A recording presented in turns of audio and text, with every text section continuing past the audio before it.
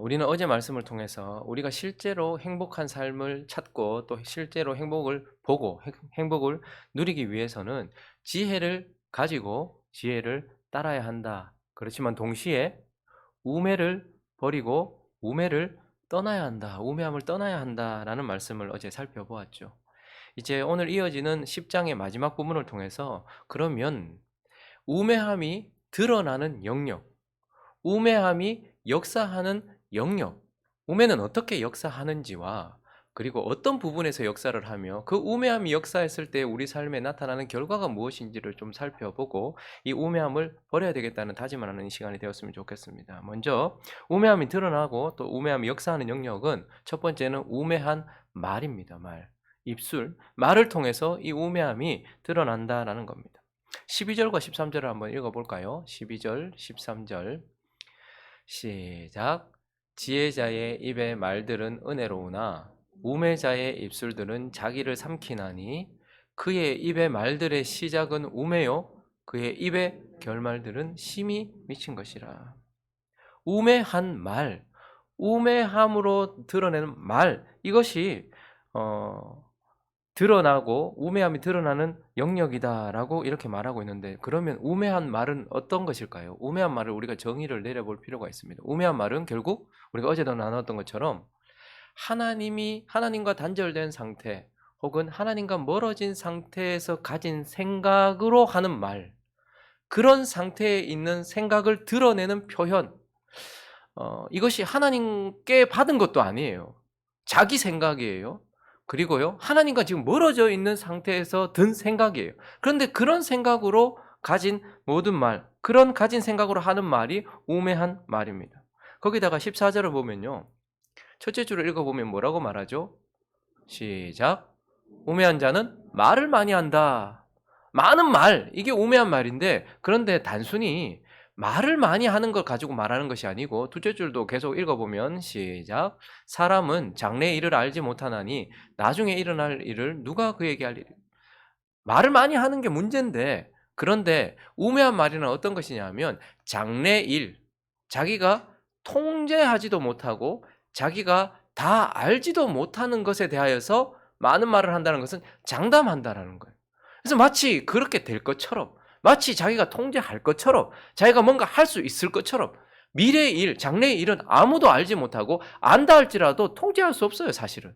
그런데도 불구하고 그것에 대하여서 이런저런 말을 하면서 자기가 마치 그것을 할 수 있는 것처럼, 자기가 마치 미래를 보는 것처럼 그렇게 하는 많은 말들, 그러니까 우매한 말이란 하나님과 단절된 인생이 가진 생각에서 나오는 말, 하나님과 멀어져 있는 인생이 자기의 생각에서 나오는 말이기도 하고, 앞으로 일어날 일을 통제하거나 알지도 못함에도 불구하고 거기에 대해서 왈가왈부하는 말이기도 하고. 오늘 마지막 20절은 또 우매한 말은 이렇습니다. 시작. 심중에라도 왕을 저주하지 말며 침실에서라도 부자를 저주하지 말라. 공중의 새가 그 소리를 전하고 날짐승이 그 일을 전파할 것이며. 낱말은 새가 듣고 반말이 쥐가 듣는데요. 그러니까 하나님 다 듣고 있다는 거예요. 누군가는 다 듣고 있다는. 그러니까 심중에라도, 그러니까 말을 조심하라는 건데, 왕을 저주하는 말, 부자를 저주하는 말, 이건 뭐죠? 사람을 비판하고 정죄하고 판단하고 하나님이 세우신 권위자에 대해서 함부로 말. 여러분, 우리 시대가 지금 복을 받지 못하는 이유 중에 하나는 우리의 말 때문일 겁니다. 어쨌든 우리는 하나님이 뽑아준 왕을 섬기는 것이 아니고 우리 손으로 투표해서 세운 민주주의 시대를 살고 있으면서도 우리 입이 얼마나 하나님께서 세우신 지도자나 또 우리의 손으로 세운 지도자나 왕이나 부자들, 지혜 있는 자들 혹은 권위자들을 함부로 말하고 비판하는지요. 이러한 말은 우매한 말이다라고 우리에게 말해주면서 오늘 이 우매한 말의 결과가 무엇이죠? 12절 읽어볼까요? 시작. 지혜자의 입의 말들은 은혜로우나, 은혜를 부른다 이 말입니다. 은혜롭게 한다 이 말입니다. 또 은혜를 끼친다 이 말입니다. 둘째 줄 시작. 우매자의 입술은 자기를 삼키나니. 이러한 우매한 생각, 우매에서부터 나온 모든 말들, 이러한 뱉어낸 말들은 결국 자기를 삼킨다. 여기 삼키다라는 테발레 엔누라는 단어는 없애다, 파괴하다 이런 뜻입니다. 결국 자기가 가지고 있는 덕망도, 그 사람이 가지고 있을 축복도 다 없애고 자기에게 있어야 될 은혜도 다 파괴하는 거예요. 저도 참 말을 조심해야 될 사람이고, 특별히 제 주변에는 여러분들은 더 말을 함부로 하는 세상 사람들과 더 가까이 계시겠죠. 저는 성도들 중에 참 안타까운 분들이 많아요. 저 말만 안 하면 저 입이 저분의 축복을 다 깨트린다라는 사람들이 참 많이 있습니다. 우리는 말이 아무것도 아닌 것처럼 생각하지만 하나님의 형상으로 지음받은 우리의 말은 하나님을 닮아서 하나님은 말씀으로 온 세상을 창조했고요. 우리의 말은 또 말로 나 자신을 다 파괴하고 있는 이런 형상을 봐요. 우매라는 생각 자체도 그 뜻 자체도 나쁜 거잖아요. 그런데 그것보다 더 나쁜 건 이 뜻이 표현된 말이에요. 우리 속에 심중에 있을 때 이것도 나쁜 거예요. 우매함 자체를 버려야 되겠지만 심중에 있는 우매함과 표현된 우매한 말은 차원이 다른 거예요. 표현되는 순간 파괴하는 거예요. 누구를요? 나를 삼킨다는 거예요. 내가 가지고 있는 성품, 내가 가져야 할 축복, 내가 가져야 될 은혜, 내가 가져야 될 복, 이 모든 것들이 내가 내뱉은 말, 우매한 말로부터 시작해서 다 파괴된다라고 말하면서 이 우매함은 말로 역사하고 드러나고 그것은 삶을 파괴한다라고 말하고 있습니다. 그리고 두 번째, 또 이 우매함이 드러나는 영역은 우매한 행동 혹은 수고, 우매한 수고다라고 말하고 있어요. 15절을 이어지는 15절을 읽어볼까요? 15절 시작.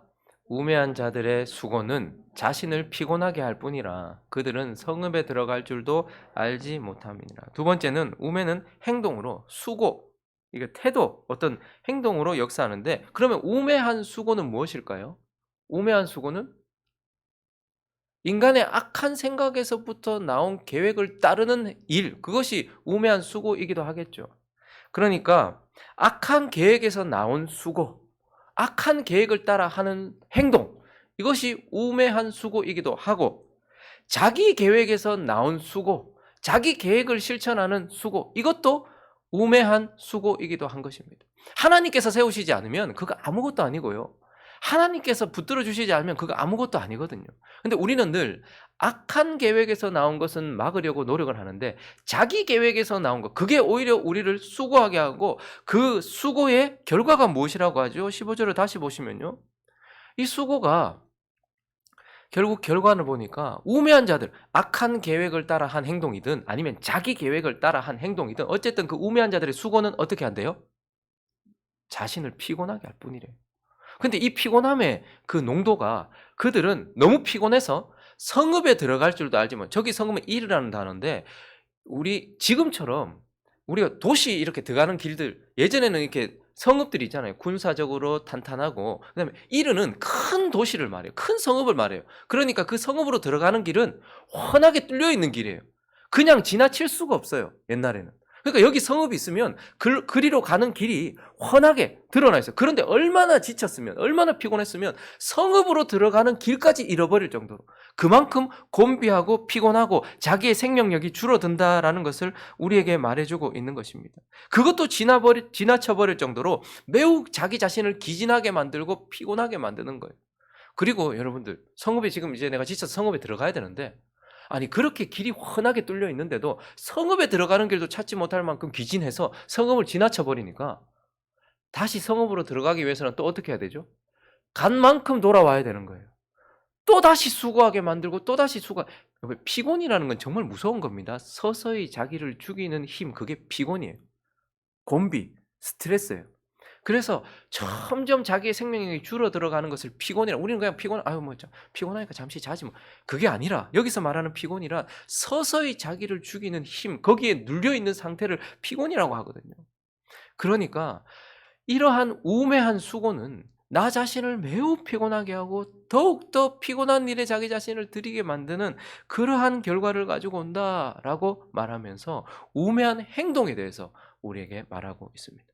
그리고 마지막 한 가지 더 살펴볼까요? 이 우매함, 이것은 우매한 권력, 우매한 힘, 우매한 지도자들을 통해서 역사하고 그것이 우리에게 어떤 결과를 가지고 온다라는 겁니다. 우매함은 권력으로 나타나요. 어떤 힘을 통해서, 힘을 가진 사람들을 통해서 나타납니다. 근데 우리가 오늘 17절과 18절 한번 보시면 두 나라를 비교하고 있는데요. 읽어볼까요? 시작. 왕은 귀족들의 아들이여 대신들은 취하지 아니하고 기력을 보하려고 정한 때에 먹는 나라여 네게 복이다. 자, 나라가 있어요. 국민들이 있어요. 사람들이 있어요. 그런데 이 나라는 어떤 나라인가 하면 지도자들이, 힘을 가진 권세자들이, 왕은 귀족의 아들이요. 저 말은 지혜 있는 자요. 그리고 성숙한 자요. 원숙한 자요. 능력을 갖춘 자요. 이런 의미입니다. 왕은 그런 능력을 갖췄어요. 백성들을 통치할 능력을 갖췄어요. 그리고요, 그 신하들, 대신들은요, 절제하고 또 자기 자신을 통제할 줄 아는, 취하려고 하지 않고 기력을 보하려고 정한 때에 먹는 나라의 대신들. 그러니까 지금 한 나라는 있는데 권세자들이 능력을 갖추고 제대로 절제하면서 나라를 통치하는 그러한 그렇게 국민들을 통치하는 권세자들 아래에 있는 나라가 있고, 16절은요. 시작. 왕은 어리고 대신들은 아침부터 잔치하는 나라요. 니게 화가 있도다. 이 한 나라는 또 어떻습니까? 왕은 어리다. 저기 나르라는 단어인데 이거 어린 소년 뭐 이런 건데, 나이가 어리다라기보다는 미숙한 거예요. 능력을 갖추지 못한 거예요. 완숙하지 못한 거예요. 어리석은 거예요. 그러니까 통치할 만한 권세나 그 자리는 차지했지만 능력이 없는 사람이고, 그리고 아침부터 잔치한대요. 잔치는 나쁜 게 아닙니다. 그런데 일을 다 마친 후에 할 수도 있고, 저기 아침부터 잔치한다는 그 원어를 좀 살펴보면 아예 밤에 잔치를 끝내지 않아서 아침까지, 우리가 2차, 3차 가다 보니까 아침까지 계속해서 이어지는, 그러니까 전혀 절제하지도 아니하고 자기를 통제할 줄도 모르는 그러한 대신들이 있는 나라. 여러분, 어떤 나라에서 살고 싶으세요? 말할 게 뭐가 있겠습니까? 근데 우리는 이렇게 되면 보통 뭐 저런 왕을 세워놨노, 뭐 저런 인간들이 국회의원이고, 이런 생각을 합니다. 그러나 우리가 이러한 구절들을 대할 때 한 가지 원칙을 생각해야 되는데, 피조 세계에도 법칙이 있듯이 영적인 세계에도 법칙이 있어요. 일반적으로 이루어져요. 법칙이라는 것이 예외가 없다는 게 아니죠. 법칙이긴 하지만 하나님은 예외를 두시긴 하지만 일반적으로 대부분 그렇다라는 거예요.